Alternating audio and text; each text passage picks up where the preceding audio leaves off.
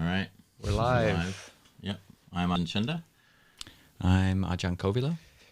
Tan Nisabho. And we are here at the Pacific Hermitage, Hermitage Conversations. Yep. Conversations with three monks. And this is our third live stream. So we're just getting used to this. And it's quite nice to see everybody chiming in and all of those who are interested. Quite beautiful to be here in White Salmon. And we're often given very nice gifts. Every day, actually, we're given very nice gifts. Alms round. Yeah, alms round. Yeah. And Ajahn Kovilo has been doing that for a couple of weeks now since you've been here? Yeah, pretty much we do it. We go on alms round 5 days a week, Monday through Friday, and then Saturdays and Sundays, people have still been coming in and offering food on the front porch here. And yeah, it's been really nice to reconnect. I was here 2 years ago. But to come back and re-meet, basically it's pretty much the same group of people who were offering 2 years ago and a lot of the people who are here tonight. So How does it compare to Thailand living? I was just reflecting. I mean, the alms round here is probably one of the nicest I've ever been on. I mean, that's sweet. Yeah, it's not too far, not too near, not too short, not too long. And it's also, the temperature is quite enjoyable. You know, it's cool, whereas in Thailand, I mean, you know, here, if it's cold, you can just put on more layers, whereas in Thailand, there's only so many layers you can take off, especially like, you know, if you're at a monastery where they're requiring you to wear, you know, an extra robe on top of your normal robe, which is kind of this macho thing which some monasteries make the monks do. Yeah, really It's hot. true. Yeah. And the lovely people. Yes, and lovely people. And to compare, I can't say if the people are lovelier in Thailand or here. It's But you can speak English. It's diplomatic of you. So, yes. Yeah. Yeah. I have missed alms round though. It's I also grew up like a young monastic in Thailand, and it's very touching. Like when you begin to go alms for the first time, but to go in the West and to see people who, I mean, it's all the more precious for being such an anachronism, or that's not the right word. It's just not something you expect, and so to sort of go every day and meet these people giving out of faith is really, it's a whole different experience here, or at least there's another flavor to it as well. So yeah, it's been very meaningful. Yeah. Yeah. It's one of the nicest things about, I think, the Pacific Hermitage, because it's quite uncommon actually in the West, a daily alms round. Yeah. In fact, I don't know any monastery that does it. I've been to several monasteries that do it intermittently, maybe twice a week or once a week, and sometimes it's just voluntary. Abhayagiri does it once a week on the Wampras. Hasn't done it in a while, Right. because of the pandemic.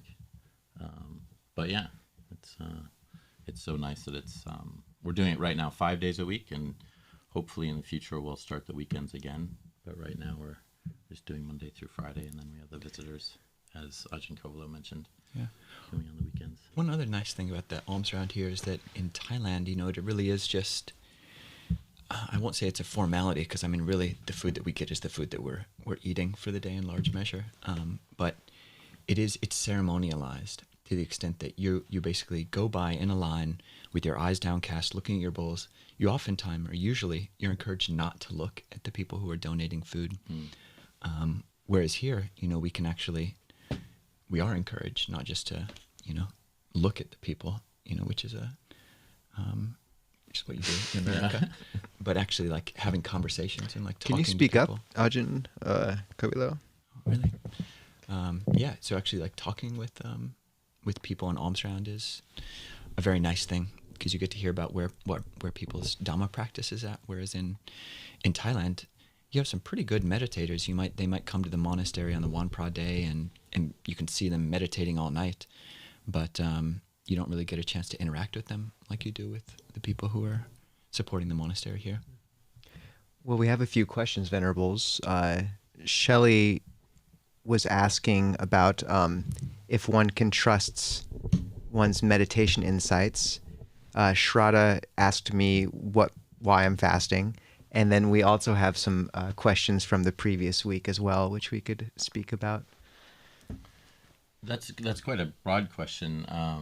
I think it's in terms of trusting one's meditation insights, it depends on the insights, I guess, that you're getting. So, I mean, one of the things about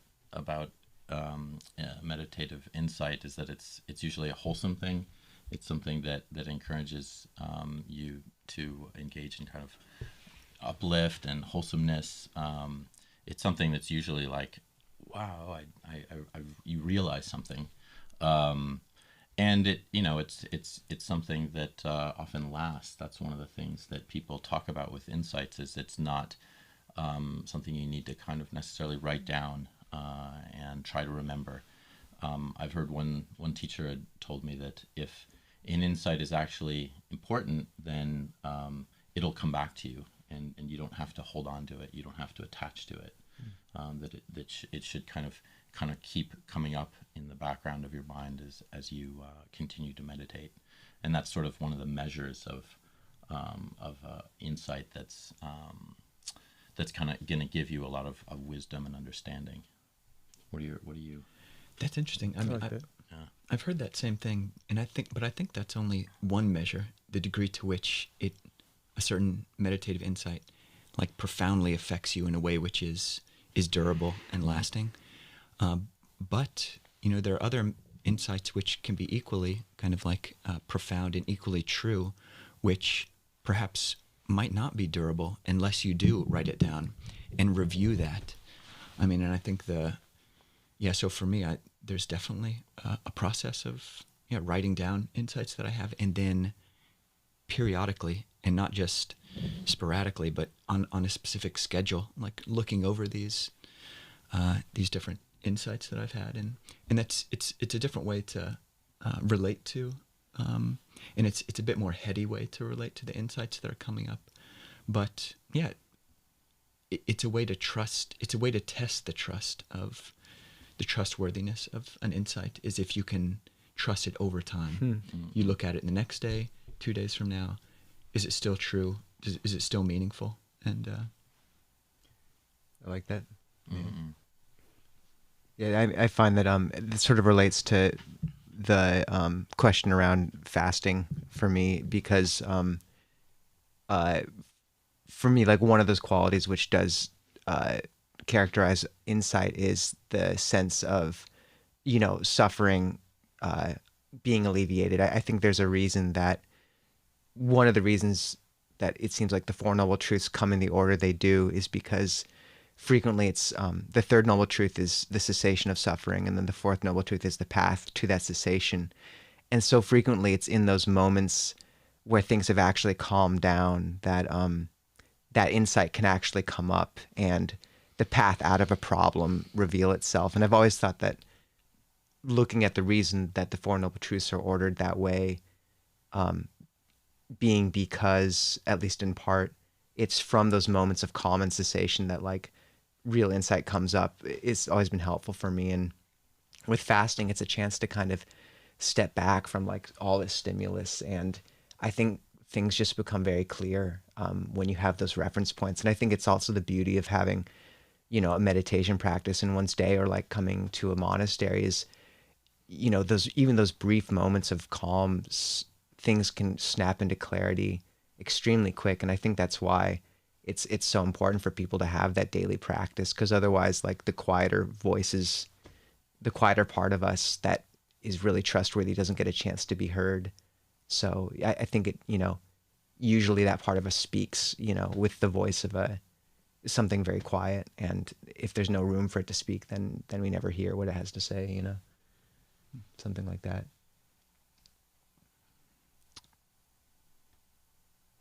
Yeah, I think that's a really good point, because you can't really understand the Dhamma if your mind is moving so much. And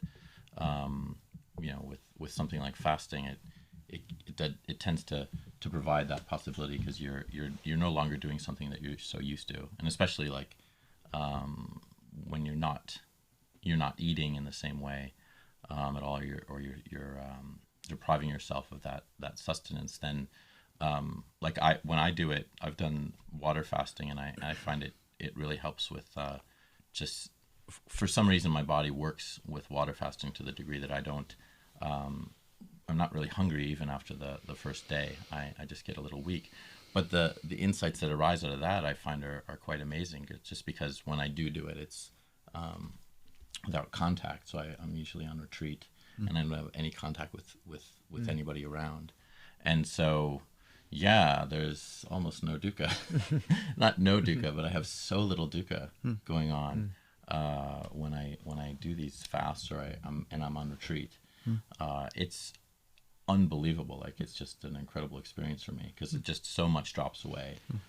Cravings, desire, any kind of fascination or interest, it just drops away completely. So I just find for myself it's quite healthy and helpful. And the weight comes back, and you just after you start eating again, it's just a normal process. It's not something that's that frightening. I'm actually curious as well about, like, because Ajahn Kovilo, like, your relationship to, say, insights with reviewing, I mean, it's part of your, maybe people don't know about this, but, you're heavy leaning into scholarship and, like, reviewing not just your own insights, but also the suttas on a regular basis. And with something like the Saleka Sutta or your insights, or like just the suttas in general, what do you find is the effect of reviewing them day after week after year? What's their sort of quality around that? Or why do you do it? It's a good question. I mean, part of reviewing is just like memorizing, memorizing chunks of sutta, whether it's in Pali or in English, memorizing anything really. I mean, it takes repetition. That's what feeds like the memory process. And this reviewing, it's like for years I was using just like flashcards, a certain type of system of flashcards, but have converted to online, well, it's actually offline as well, but a digital resource called Anki, Anki, which is a spaced repetition system for looking at, for basically flashcard repetition. And it's nothing like, if I'm, studying a sutta and I'm prompted on, to remember something about a particular sutta. It's not like, a flashy insight, but it's just like imprinting this, this sutta, this thing that I care about, this verse, this poem into my mind, on a regular basis. And it's just slowly kneading into me. I'm getting more used to the language. And I just enjoy it. I don't really see a better use of my time other than trying not to use it, and then actually just stopping the proliferative mind. But this is like a really skillful use of memory, a skillful use of thinking, and a very efficient use of both of those. So you find it uplifting? I do. Yeah, like just to have those kind of thoughts just come to you, and you're able to access the suttas quite easily. And Yeah. And it's interesting though. I mean, all of us have done a lot of memorization in Pali, and in English, and I find that the English memorization actually comes to mind more readily than the Pali does, even though we understand the meaning of the Pali. But it's just, I guess we have more associations with English words than we do with Pali. So be curious if anyone else has other experience with memorization. Greg just wrote there, use Anki to learn Thai. Oh, yes. Thumbs up, Greg. Yeah. These two monks here have tried to get me into Anki, so I'm being influenced. He's on the wagon. I'm on the verge. I'm on the verge. I haven't started yet, but we'll see. See how it goes. Chinchinda, what do you, or was there something you wanted to? Not really. We had the Effacement Sutta. I don't see too many questions that people have brought up, and I'm assuming since nobody's mentioned it, the volume's okay and you can hear us fairly well. Yeah, forgive us these technological. We're just getting used to things. Feedback is welcome. But so as long as you can hear us, we had brought up the Effacement Sutta, and this is the Saleka Sutta, which is about effacement. And in English, effacement is defined as the act or process of eliminating something or reducing something to insignificance, which I thought is quite a nice translation. If you think about a lot of what we do, what the Buddha is really encouraging is reducing to insignificance. Those qualities that are unhelpful, that are unwholesome, that are really hindering us from progress towards the path, progress towards nibbana. So I particularly like that word. I'm not sure if it probably wasn't, it might have been Bhikkhu Bodhi, but it also might have been, was it Jnana Panika? Jnanamoli, sorry. Jnanamoli, who might have come up with that word. Although Bhikkhu Bodhi did a lot of editing of that. Yeah. It's interesting. The original Pali, it might be a good bridge from what we've been talking about so far. I don't know if either of you knew this. Salekana, it was a Jain practice. Either I didn't know that, yeah. So basically, it's the Jain practice of fasting to death. Yeah. So we're not into that. Oh, apropos. We're not into that. Yeah. But basically, the Buddha co-opted this word to, rather than physically starving the body, which I'm not saying that. Right.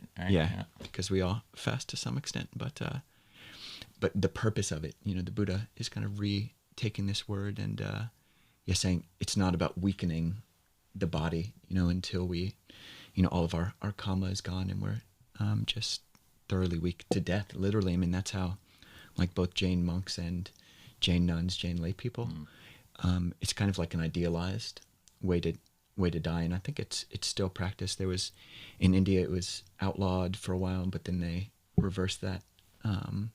So I think it is legal now, and it happens. It still happens, but fairly quietly. That word is amazingly close then, effacement, the reduction to insignificance. Yeah, it is. Pretty, well chosen. But yeah, the Buddhist influence is on reducing the mental kind of defilements, the things that make the mind not bright. So yeah, so it's quite a list that the Buddha talks about, and what's interesting, I think, is how he's talking to Cunda. This is Mahachunda, I believe, who is not necessarily different than the Cunda who is Sariputta's younger brother. That's who I was named after.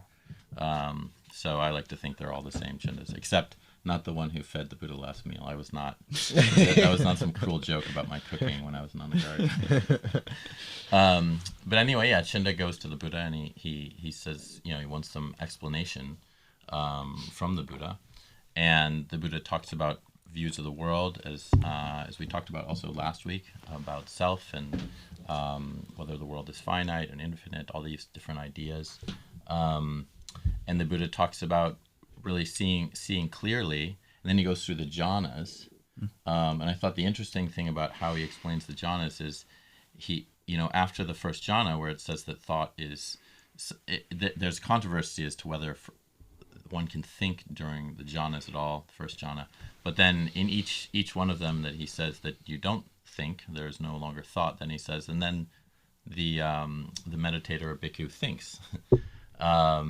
And so that's kind of a bit of a funny thing about that. And what does he think? I'm looking at it right here. Do you remember what he says? Sorry, I can't see it. But anyway, the Buddha tells him that self-effacement, that effacement is not what is being done in jhana, and then he specifically tells him what these things are that effacement is. And so they might seem basic, they might seem kind of like what we've heard a lot, but if you follow this list, then you are really reducing those qualities that hinder us from the realization of nibbana. I was wondering if anybody had any questions about those. Yes, Shelley says she found it a bit over the top with too many points, and Tamira is saying that I find that the more defilements and such diminish, the harder it is to see those that remain and work through them. Any tips for what to do then? There are a lot of points, and especially depending on what translation you're reading. I mean, the Pali is very repetitive. We've got 44 different mental defilements, including the opposite of all the eightfold noble path, the opposite of all the 5 precepts, or at least the first 4. And then it has basically 5 iterations of this list of 44. And in the original Pali, like when monks would have been, chanting this, they would have been saying all of these over and over each of these 5 times. And we're just not used to reading like that in English. I know Bhante Sujato's translation on Sutta Central, he goes through all of those iterations, whereas Bhikkhu Bodhi abbreviates some of them, which makes for slightly easier reading. So it's possible that, it's just something about the way that we're, in the West, you're just used to processing information on the print page. We're used to things being as concise as possible. You want the bullet points, you want the headlines, and there's no need to, if a text, just repeats something over and over, that's seen as like a fault of the text, bad editing, basically. Whereas it's a virtue, it's a feature of the suttas when that's all you have to do as like monks for, the first, 2,400 years after the Buddha. There's no internet. We don't have ready access to books. We're just, most monks pretty bored a lot of the time. And, memorizing just, suttas. but just internalizing these suttas.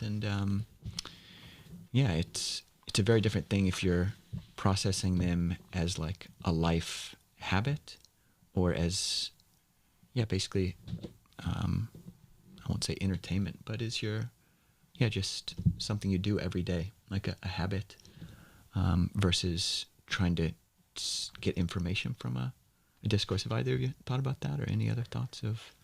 I mean, for me, there's the interesting part about, what Tamir's bringing up with, Shelley, the number of points, and then how they seem to, when you work through the more coarse ones, how it becomes harder and harder to address the more refined ones, and how the sutta actually follows that. Like the first one, that the first aspects the Buddha speaks about, moving through are much more kind of coarse means, around, sorry, Ajahn, like the, the precepts, speech, and all that. And then they move into these much more kind of, refined things around wisdom, and in the end, just the complete abandoning of views. And for me, just the sheer number, like, of things kind of speaks to, that how broad a base good practice in life has to have. And,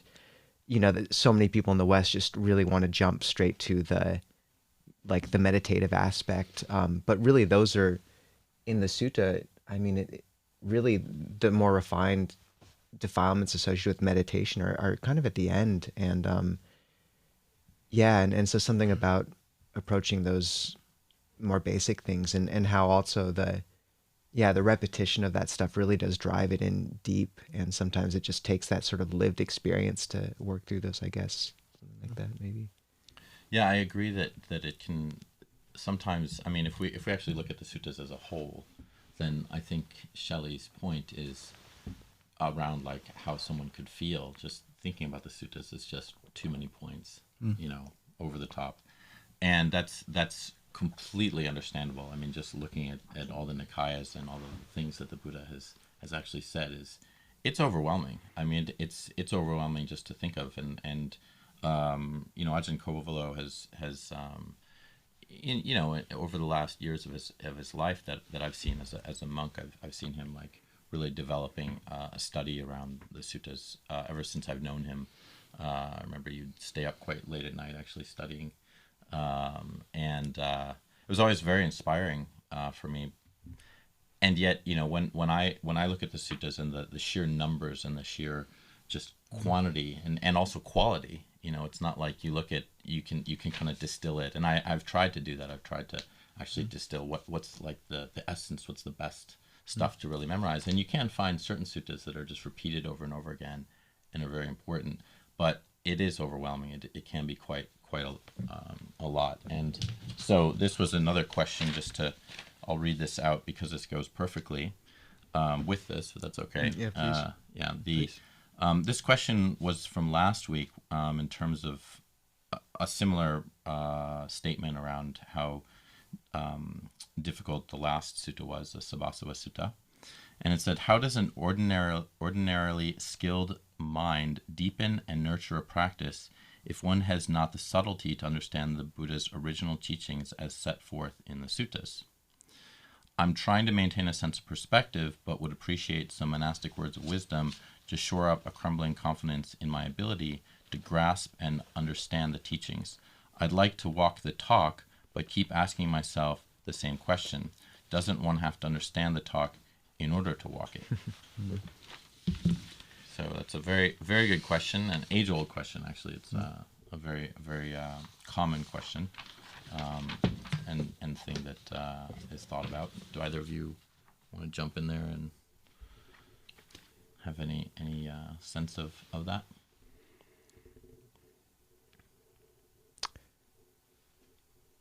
I'm not sure. I'll just say one it's thing. It's a good question. And the first point I just want to make is yes, it definitely is okay to think that there's too much and it's overwhelming, and also like just kind of coming back to Pema Chodron's statement in her one of her excellent books, which is Start Where You Are, and you know, these are just thoughts that we have.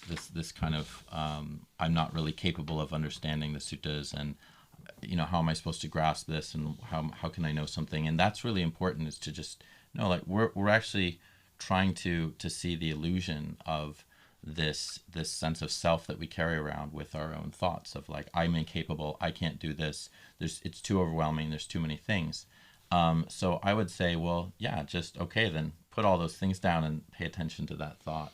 Pay attention to the mind that is either confused or thinks that it's overwhelmed, and try to look at that, and that's a really good starting point.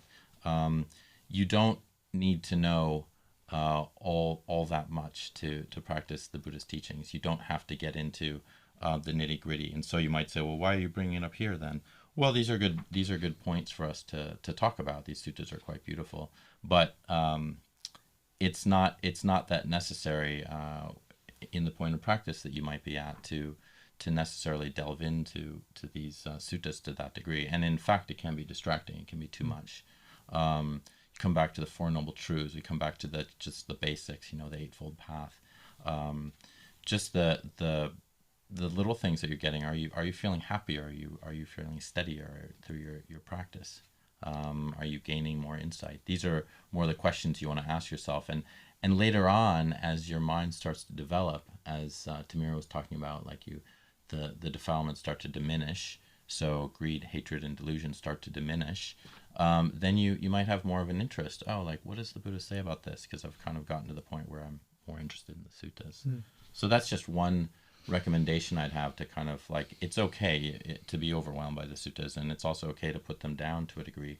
One of the famous monks in Thailand, Ajahn Dun, he's done very little study, and he's quite an accomplished and amazing monk. And you know, he does not suggest that actually people need to pick up a single book. Yeah, it's really like the hallmark of the forest tradition, at least in Thailand, that it's just, I think it wouldn't be unfair to say that it's anti-intellectual. It's definitely not academic, but yeah, you hear over and over in multiple Ajahns talks is, yeah, you don't need to read books, you need to read your heart. That's like the fundamental of it. And yeah, I think talk about not having the subtlety to understand the Buddha's original teaching. Oftentimes it's just, yeah, a matter of the words, you know, or the language of the suttas, the style of the suttas, the style of the person, you know, who's talking about the suttas. You know, it just might not click with you, and have nothing to do with the original teachings of the Buddha. Just it just isn't clicking with where you're at, because the teachings really are, like Ajahn Cunda is saying, is they're very fundamental. I think you're talking about, like, yeah, is there joy or is there happiness in my practice? And one nice kind of measure, which I Thai scholar monk kind of would use is, as one progresses in one's understanding of the Dhamma and practice of the Dhamma, that the number of things that make you happy increase, and the number of things which make you unhappy decrease. Mm. So it's like an increasing skill in knowing how to deal with the world around you. Essentially like right effort in a way. Yeah. Yeah, right effort and right view also. Mm. Like how you're looking at, regardless of whether, the things around you are, causing you pleasure or pain, there can be, wholesome mind states that arise in relation to both of those affective tones. No, I agree. And the, it reminds me of, looking at, like, if there's brightness in one's practice, like there's another sutta where it's called the Kachana Gota Sutta, and it's quite famous, but in it the Buddha says, look, a disciple of the noble ones knows suffering when arising is arising, and suffering when passing away is passing away, and it is to this extent that I proclaim right view. It is to this extent that one's knowledge is independent. So there he's pointing to the fundamental element of right view is just seeing suffering arise and fall. And obviously there's books, there's reams more of it on one level. But, the Buddha's sort of put forth two teachings as his foundation, which are always applicable. And that's the Four Noble Truths and the Four Right Efforts. And just to say, like, the Four Noble Truths comes down really to seeing that moment of suffering when you feel like you are overwhelmed by the suttas or intimidated by them, or, doubt around your own practice, and just being able to see it and let it go. And I always found that kind of condensation of right view to be really comforting, and also that it speaks perfectly to this sutta. The sutta we discussed last week is very esoteric in some ways. It's kind of confusing, but this sutta really brings it back to just these are how you actually develop your heart. Are 38 of these 44 different things are very simple in a certain way, just refraining from speaking badly. I mean, I think you might not understand the suttas, but I think if, we all just took a week and tried not to gossip, which is one of these, that would be plenty, probably for several years of practice. I know I've been working on that one for a long time. So just to say that the sutta is kind of the answer to that question. I mean, we start from where we are, but there's plenty to do. That's very meaningful. That that doesn't have to do with these sort of poly terms. We talk about them because they're fun and useful, I suppose. Yeah, I mean, coming back to the sutta, even though we're talking about not necessarily delving into the suttas as much, I would still very much agree with Nisabho that if you look at these qualities, around like not speaking maliciously, not speaking harshly, these are the precepts, that just the 5 precepts, having trying to make a right effort, having mindfulness, concentration, or you just look at not being angry, not being jealous, and admitting the fact. What's nice about the suttas, it's saying, well, others do this. This is what other people do, and we're going to be different. And it really is. I mean, a lot of the things that the three of us talk about quite a bit is like habit change, and how we're interested in just really trying to make an effort to change our habits. And so taking on one of these things, like just noticing enviousness for a week, is really helpful, or jealousy, domineering. How are you domineering? It's quite beautiful just to notice, like, keep bringing that up. We're talking about keeping something in mind. You just all week long, domineering. How am I domineering? How am I domineering? And it's like, you both know he's not that domineering. He's all right. but yeah, it's just great, because you think like, okay, how can I not do that? And then you put that into your practice, and you really can you say, oh, I'm not going to do that here. And then people will notice, and you'll notice, because you feel happier. You're not engaging in those things that make us kind of sad, depressed, or question ourselves. So yeah, I also have to say that these, just taking one of these, if you're overwhelmed, sometimes the suttas, just try for one thing, That's great advice, and I'd be curious. Maybe we can ask. I'll say which one kind of really jumps out at me, and I'd be curious what jumps out at you, and then maybe if other people, if you have a list of these 44 different blemishes of mind, if people wanted to put into the chat which ones, if they were willing to share, kind of either jump out as being ones which you're working with, or ones which just sound fascinating, maybe things that you didn't even realize were kind of blemishes, something that tarnish the mind. For me, that last one is just fascinating. Others will adhere to their own views, hold on to them tenaciously, and relinquish them with difficulty. We shall not adhere to our own views or hold on to them tenaciously, but shall relinquish them easily. Effacement should be practiced thus. That's just fascinating. I mean, how one relates to one's own views about the world is just such a important part of the practice, and an extremely important part of communal living, no matter how many people you're living with.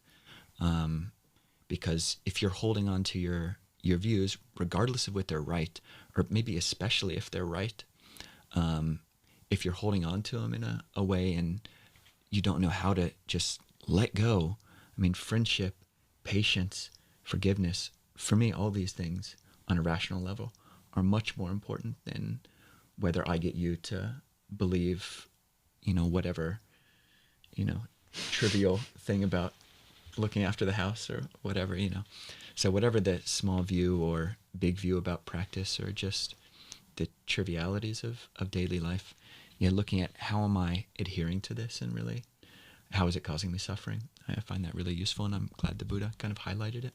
Yeah, view is something that is so pervasive. It's just like constantly there, and you don't see it. Yeah. It's very often that we don't see it. Like today, I think I was talking to Nisabho, and I was just saying, he's doing like a juice fast kind of thing, and I was like, oh, is that how you're fasting? And I'm looking at that, and in my mind, I was coming up to, I've done the same kind of fast, and I've done this water fasting I was mentioning before, and that came up right there. Just that view of like, oh, that's not right, or oh, the way I was doing it was much better, and it was, and I didn't say that, but that was what was coming up in my mind. Now I know.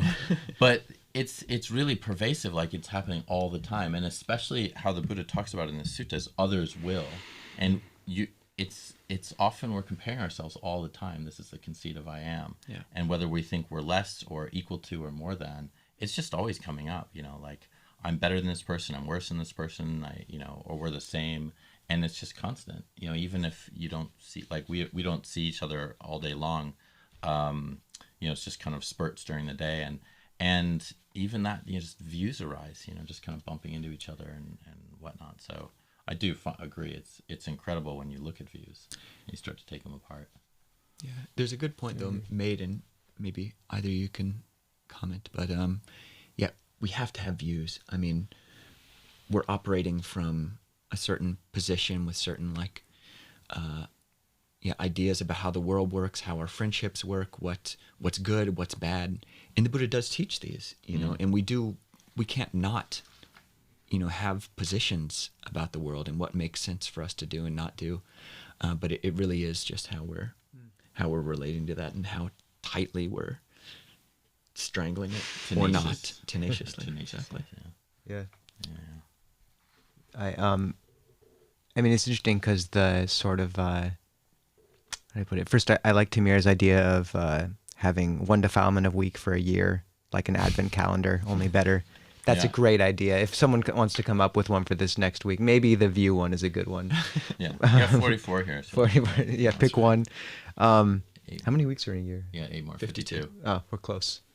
8 more defilements. And so I also I mean, for me, there's that interesting quality around, because it's one of those weird paradoxes in practice. It's like as you become more sure about this path and faith grows in it, there is like an assurance and a refuge there.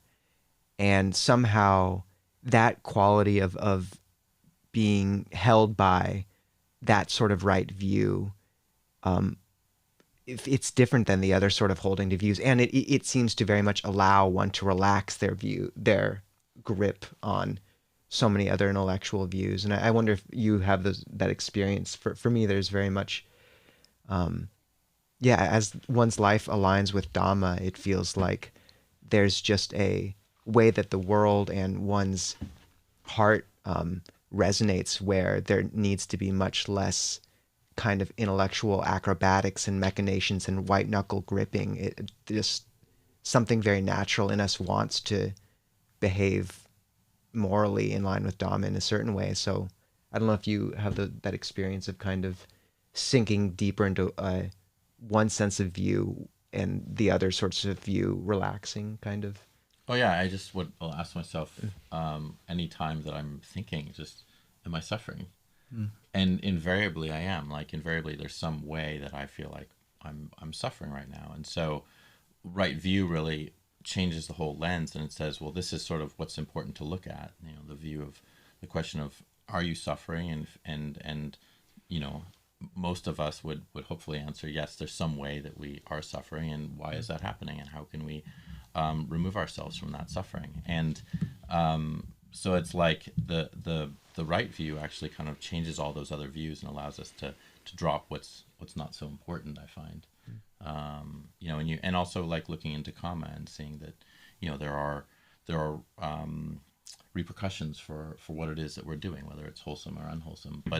But that lens is it's a switch, because usually what we're thinking about often with our views is something that is not very important, and we're holding on to these things that just don't really mean anything to us in the end. Yeah. Well, yeah. Question Please. about there's a question about deliverance, right and wrong deliverance. What does this mean? The Pali is talking about vimutti, which can also be translated as right or wrong, liberation. So it's not like deliverance, like how you're delivering, at least this word is not referring to how you're delivering a message to someone. Although that would fall under right speech, which is also in the list. But this deliverance or liberation or release is another translation. And yeah, there are right and wrong ways of release, like the release of, exactly like we've been talking about, like of letting go. You know, the release of right view, when we're thinking in a way which is very spacious, we can listen to other people, and we're not just grasping to keep our stake in whatever it is that we're wanting to show dominance over, or whatever we're trying to push forward. But there's also wrong release, like the release of, I'm having a really stressful day, so I'm going to eat, just a bunch of fried chicken with sugar on top. Exactly. I'm just going to eat a bunch, or I'm just going to totally just release into 9 hours of Netflix. I mean, that's wrong. Yeah, that's usually wrong release. Yeah, or have exactly all kinds of things that you can do that are unskillful. That's it's a certain type of release, but it's wrong in the sense of not in tune with what's going to lead to increase on the path. So. And I feel like that's worth bringing that message of that sense of wrong release is, for me, worth bringing back to your reflection on which of the 44 is most challenging to me, which is very much the ones around speech. Because, there's ways we do, we transgress by body and mind plenty, but I think speech is so often that steam valve for all, whether it like be suppressed anger, or Shelley was just saying, for her, the most difficult one on this list is gossip. And so often that's it. I mean, there can just be a very slight sense of tension, and the easiest release from that is speaking about someone. And I think a huge amount of the karma we create is through these pretty accepted means of speaking to one another. And gossip's one example. It's just very commonplace, but it really has strong effects. And so for me, the admonitions around speech are without a doubt the most important and difficult, because they're so subtle and so easily justified and so accepted. But the more you practice, I think the more you understand how unbeautiful they are. So yeah, that's where most of my wrong release goes, when I don't have fried chicken covered with sugar. Well, when I don't have fried chicken covered with sugar, I actually, and note to our alms donors, we're not Please, teaching at all. this is not a hint. But yeah, no, I would actually completely agree with the speech. Like, we talk about usually subtle ways of how we want to kind of get with our meditation practice, but if the speech isn't working, you know, I mean, and I would also say internal speech as well, you know, how we speak to ourselves, it can cause just incredible amounts of harm, and so it's, a lot of people do jump the gun with these things. They kind of say that, you know, well, I just want to get to the, you know, the higher meditative states, but we really have to kind of look at how it is that we are in the world with, you know, with other people. Are we harming ourselves in certain ways? Are we harming others? And that just has gross effects on us. And I've found it incredibly helpful when I have, you know, just a day of quiet, or I'm actually restraining when I'm talking around my brethren. I just find it so helpful. And then the mind is quiet and peaceful. And we can forget that, but it's just so important. And I know there's a Saint Teresa of Avila had a sort of determination in her life to never say something about someone that she wouldn't say in that person's presence to their face. And that's a constant I constantly try to remind myself of that sort of aspiration, because it's like you said, it's not just refraining, stepping back from speech altogether, but not just the lack of suffering, but the sense of well-being and self-worth, which comes from really avoiding, not just, you know, the Buddha laid down one of the five precepts is against lying, but he frequently expanded that list of wrong speech to include slander, harsh speech, lying, idle chatter. That's one to talk about. Calls it maliciousness, yeah, is the other. Like setting these people apart from those people. You're actually intending to harm other people through separating them. Yeah. It's getting a little bit close to the end, but I think, I mean, the topic of right speech, we could have a full week or two or month or a whole season about right on speech. Right speech. Season 2. You could talk about it on and on. And then the one thing, just to, there was a question briefly from I can't remember who it was talking about his meditative states. Oh yeah, Adam. Sounds Gibbs. like Adam, you're having a pretty good time there. So I would just, my only statement to you around that, since it sounds like your meditation is actually going quite successfully, is that you seem to want to be sitting for longer periods of time, and that's great. But you know, there's nothing wrong with sitting for 30 minutes, 40 minutes, 60 minutes. You know, you don't have to push it longer.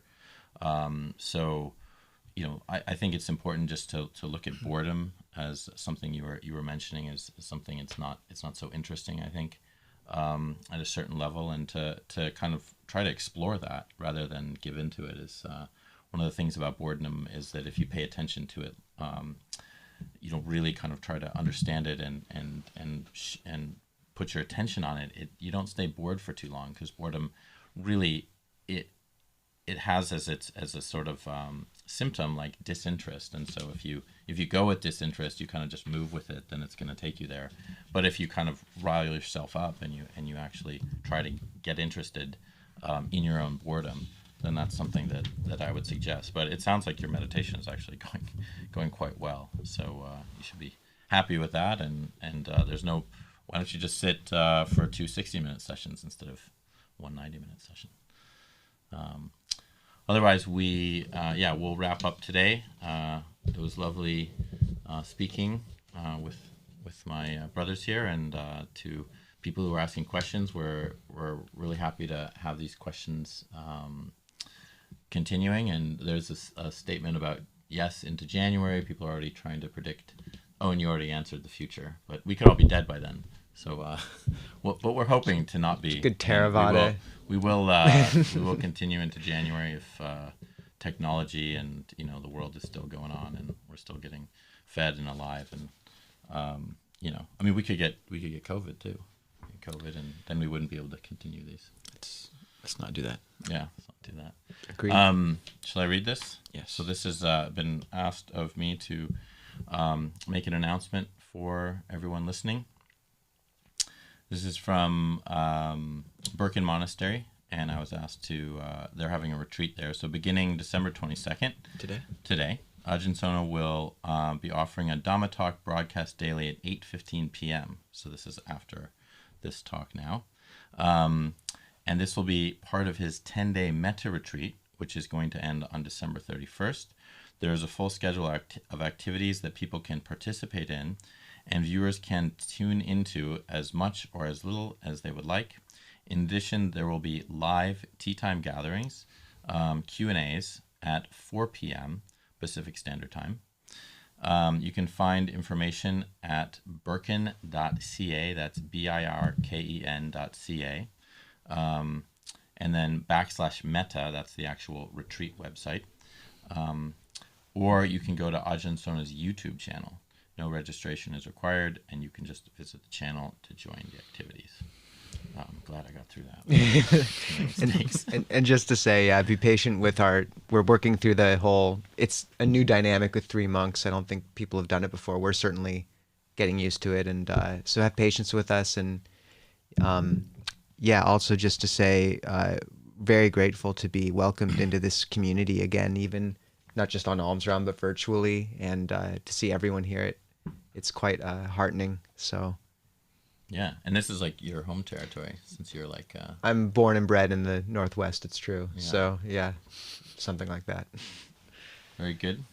So, lovely to see you again. We'll be back Friday at 7 a.m. 7 a.m.? Yeah, and hopefully we'll see you there, if we're still alive. Okay. Yeah.